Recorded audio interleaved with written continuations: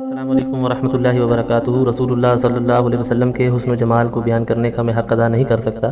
معبد کی زبانی رسول اللہ صلی اللہ علیہ وسلم کے حسن و جمال کی چند جھلکیاں آپ کے سامنے پیش کر رہا ہوں۔ ہمارے پیارے نبی صلی اللہ علیہ وسلم جب مکہ مکرمہ سے ہجرت کر کے مدینہ منورہ کی جانب تشریف لے جا رہے تھے تو راستے میں ایک دیہاتی عورت کے گھر کے پاس سے گزر ہوا جس کا نام معبد تھا۔ آپ صلی اللہ علیہ وسلم کے ساتھ جناب ابو بکر صدیق رضی اللہ تعالیٰ عنہ بھی تھے۔ جناب ابو بکر صدیق رضی اللہ تعالیٰ عنہ نے اس عورت سے کہا کہ اگر تمہارے پاس کچھ گوشت یا دودھ ہے تو ہم اسے خریدنا چاہتے ہیں۔ معبد نے کہا ہم قحط سالی میں مبتلا ہیں اور کھانے کو کچھ بھی نہیں ہے۔ تو رسول اللہ صلی اللہ علیہ وسلم نے معبد کے گھر کے اندر ایک بکری کو دیکھ کر پوچھا کہ یہ بکری کیسی ہے؟ تو معبد نے کہا یہ بالکل کمزور بکری ہے جو چل بھی نہیں سکتی۔ نبی کریم صلی اللہ علیہ وسلم نے فرمایا کہ اگر اجازت دو تو ہم اس بکری سے دودھ دھو لیں۔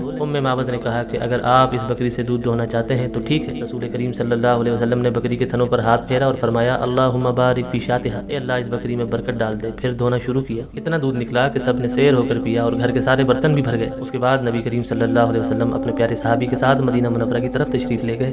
معبد کا شوہر شام کو گھر آیا تو دودھ دیکھ کر کہنے لگا اے معبد اتنا دودھ کہاں سے آیا؟ گھر میں تو کوئی ایسا جانور نہیں تھا تو پھر یہ دودھ کدھر سے آیا؟ اس پر معبد نے سارا ماجرا کہہ سنایا۔ شوہر نے کہا کہ اس کریم ہستی کا حلیہ کیسا تھا جس کے ہاتھ اتنے برکت والے تھے؟ معبد نے پھر رسول اللہ صلی اللہ علیہ وسلم کا حلیہ مبارک بیان کرنا شروع کیا اور کہنے لگی فقالت رأيت رجلا ظاهر الوضاء حسن الخلق مليح الوجه لم تعبه سجلا، میں نے ایک ایسا مرد دیکھا جس کا حسن صاف صاف جھلک رہا تھا، چہرے کی بناوٹ بڑی خوبصورت تھی اور چہرے کی خوبصورتی میں نمکینی تھی، ایک جھلک دیکھنے سے پیاس ہی نہیں بجھتی بلکہ بار بار دیکھنے کو جی چاہتا تھا۔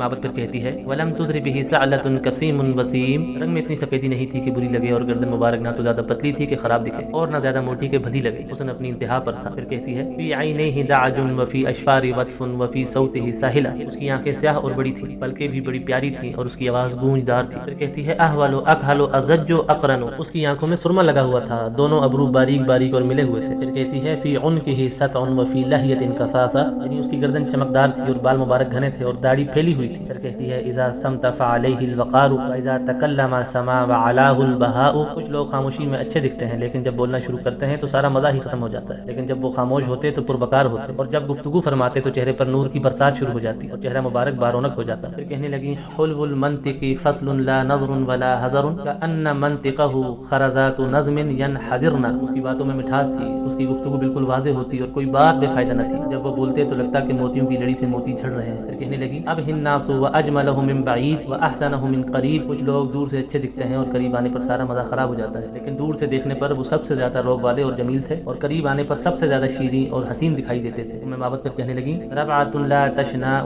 عین من طول ولا تقتحمہ عین من قصر، کچھ لوگ خوبصورت تو ہوتے ہیں لیکن لمبے زیادہ ہوتے ہیں جس کی وجہ سے خوبصورتی ختم ہو جاتی ہے، اسی طرح کچھ لوگوں کا قد بہت چھوٹا ہوتا ہے، کسی کا ہاتھ بڑا، کسی کا پیٹ باہر وغیرہ وغیرہ، لیکن ان کا قد مبارک درمیانہ تھا، نہ اتنا لمبا کہ آنکھوں کو برا لگے اور نہ اتنا پست کہ آنکھیں حقیر سمجھنے لگے۔ پھر کہنے لگی غصن بین غصنین فهو انظر الثلاثه منظرا احسنهم قدا له رفقاء يحفون به، آپ دو شاخوں کے درمیان ایک شاخ کی مانند تھے جو سب سے سرسبز و شاداب اور قداور ہو، ان کے ایسے ساتھی تھے جو ان کے گرد رہتے۔ پھر کہنے لگی ان قال استمعوا لقوله وان امر تبادروا لامره محفوظ مشهود لعابس ولا مفند، جب وہ اپنے ساتھی کو کچھ کہتے تو فوراً اس کی تعمیل کرتے اور وہ کوئی حکم دیتے تو فوراً اسے بجا لاتے، سب کے مخدوم سب کے محترم، ان کا رویہ بہت نرالا اور پیارا تھا اور ان کے فرمان کی مخالفت نہیں کی جاتی تھی۔